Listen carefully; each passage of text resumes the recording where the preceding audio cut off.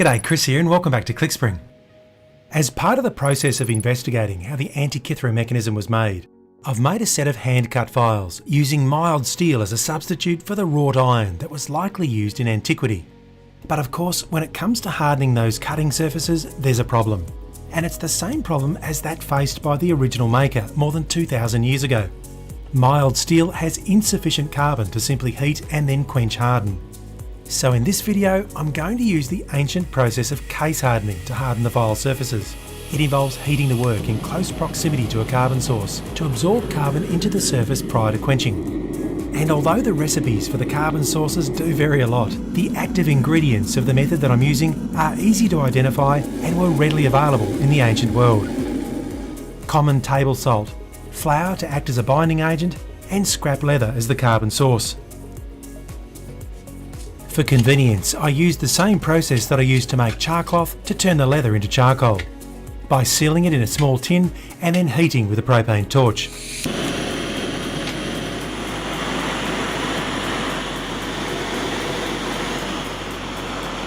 A few minutes under the heat transforms the leather into a hard, glassy charcoal. But of course, there were no such tins in antiquity, so I thought it might be worthwhile confirming that the leather charcoal would have been just as easy to make using simpler methods. So I made a simple ceramic pot to hold the leather and then placed it in an ordinary fireplace. It took a bit longer to heat up and cool down, so it wasn't quite as convenient, but it did produce excellent quality charcoal. The charcoal was then ground into a fine powder in preparation for making the carbon pack.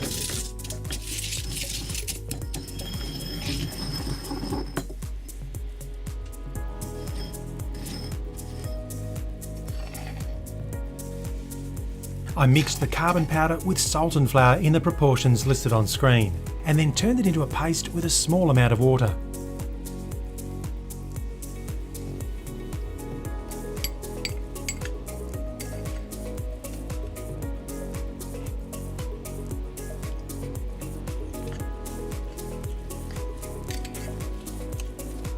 That paste was then packed around the file surfaces and left to thoroughly dry.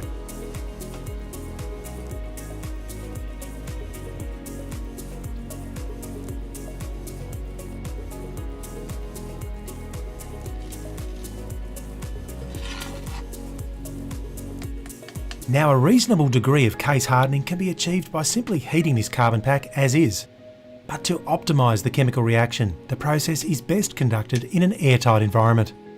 And traditionally, this was achieved by enclosing the carbon pack in clay.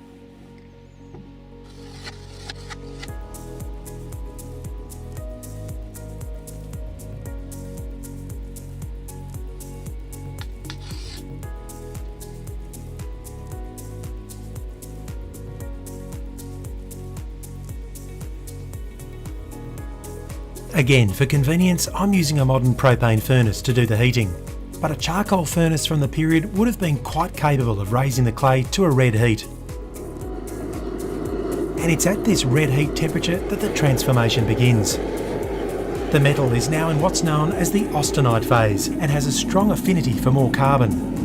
At the same time, the carbon pack is reacting at the steel surface, generating a surplus of carbon that diffuses into the body of the steel, effectively carburising the metal from the outside in. The depth of this carburisation is dependent on time. The longer that I leave it in this heat, the deeper the resulting layer of high carbon steel. So while that's cooking, I'd like to show you the tests that I did earlier to figure out just how long the steel needs to remain in the heat. I started with the same mild steel stock as the files, using a control piece and 4 carbon packed pieces. All were enclosed in clay, heated to a red heat and then quenched in room temperature brine. And you can immediately see and hear that the control piece is virtually unchanged. A file easily cuts it and it bends pretty much the same as it did before, so there's been no meaningful change to its hardness.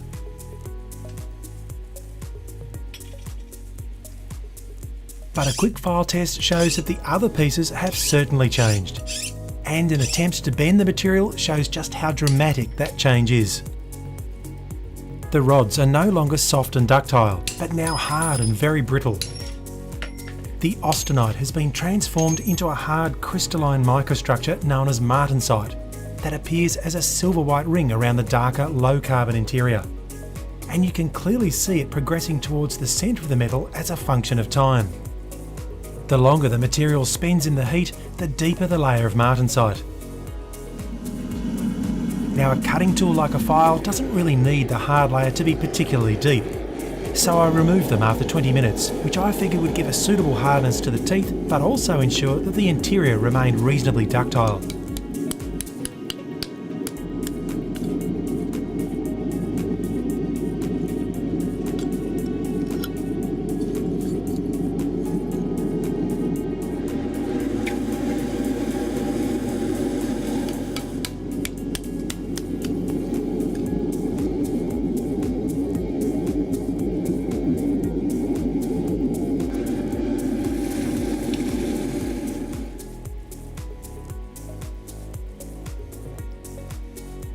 A file confirms that hardening has occurred.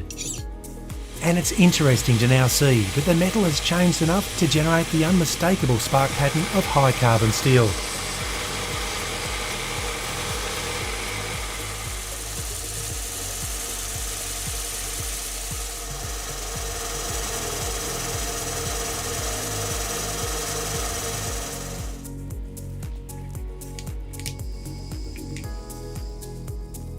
The files were then tempered to a very pale straw, and the tangs softened to blue.